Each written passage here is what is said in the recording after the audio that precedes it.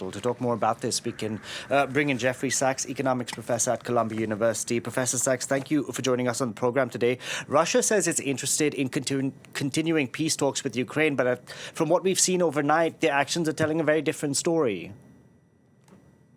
No, not really a different story. The war is continuing, and peace talks should take place while the war continues. Russia has said it will not have a ceasefire, but it will have peace talks. Unfortunately, but why not a ceasefire? Europe does not, because Russia does not view that as advantageous from its military point of view. But it is open to peace talks. Unfortunately, Europe, sad to say, does not engage directly with Russia. It goes to cry on the carpet of the White House. Because the last time we spoke, you said this, and since then, Emmanuel Macron has picked up the phone and spoken to the Russian president.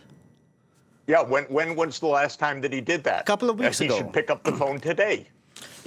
I'm sorry, he should pick up the phone today. But Donald Trump he rolled out the red carpet for the Russian president in Alaska. We saw what happened. There was a handshake. He rode in the beast. Things were good. And then from after that Alaska summit, one hoped that there would be a face-to-face with Zelensky. But now Russia says that sort of summit takes a lot of time to prepare. But why, given that the summit with Donald Trump was put together in a couple of days?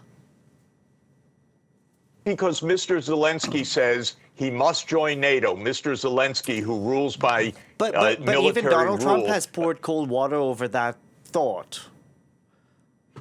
Good. Has Mr. Macron, President Macron, poured cold water over that thought? Has Starmer poured cold water over that? I mean, no. I think everyone knows, right, that if the U.S. president says... No, not everyone knows. Not everyone knows. The European leaders do not speak to their own public. That's why they're all so unpopular. They don't explain any of this. If they explained it, we would get to peace.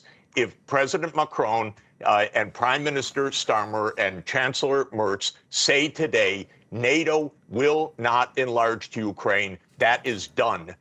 Peace will come. They don't say this. I'm sorry. And they run to the White House instead of having European diplomacy with Russia. It's absurd, frankly. If you want to make peace on your continent. Honestly, the United States is too unstable, too far away to be the way to make peace. Europe and Russia should talk with each other, period. This is the biggest mistake of all. Instead, what they do is they meet 1,000 times with Zelensky, who says nothing but zero on everything, contrary to what he almost signed in April 2022. And then the Europeans beg Trump. Come on. Beg Trump? No. Talk with Russia. That's what a proper Europe would be doing. Professor Sachs, so what options does the West have here in stopping this war from continuing? Because, as you know, the EU continues to... Well, first of all, don't call it the West.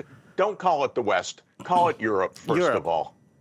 Okay, because they were happy to have the dialogue which Donald Trump started with Vladimir Putin. As you said, they all went to the White House and patted Donald Trump on the back for even re-engaging with Putin and trying to bring about a peaceful settlement to end this war. How absurd is that? Why go to the White House? It's in the wrong direction. Go to speak with the Russians. Speak with Minister Lavrov. I speak with both sides all the time. There is room for peace. But what the Europeans do is they meet with Zelensky. What does Zelensky say? He says, we must join NATO, not an inch of territory, no neutrality. I reject all of that. We must gain every inch of ground. And then the Europeans say, yes, we stand with Zelensky. And so the war continues. How absurd is this? But people in Europe the leaders in Europe should behave like leaders. They don't need Donald Trump. They need to speak directly with their counterparts. Professor Sachs, there is this fear in Europe. Even if you see what Germany did yesterday, they're going to sort of unveil a kind of voluntary military service. There is this fear that Russia has its eyes on more than just Ukraine. Why do you think that is, and where does it stem from? I think it's so absurd that there isn't actual direct negotiation discussing those questions, stating things honestly. Why does Mr. Rutte, the Secretary General of NATO, say till this moment that Ukraine will join NATO? That's giving Ukraine Because false hope, unfortunately. Of course it is.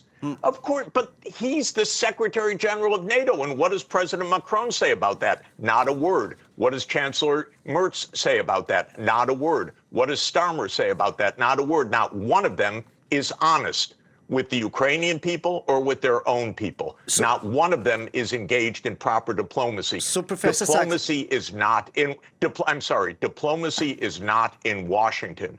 Diplomacy is in Rome or Berlin or Moscow. This is a European issue. Donald Trump has opened the door for diplomacy, which, as you said, European leaders haven't done until now. I want to ask you about, statements coming from European leaders, because even at the White House, we had French President Emmanuel Macron who said we must continue arming Ukraine, even if there is a peace deal reached to end the war, and also the European Commission President who says she wants to turn Ukraine into a steel porcupine. So according to you, these sorts of statements are counterproductive and not exactly what Russia wants to hear to bring this war to a close.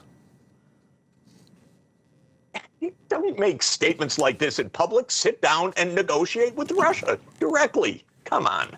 This is not even remotely diplomacy. I happen to know Europe knows a lot about diplomacy. Washington, not so much. Professor Sachs, I know we have to leave it there. Thank you so much for joining us on the program today. Appreciate it. My pleasure. Thank you. Thank you.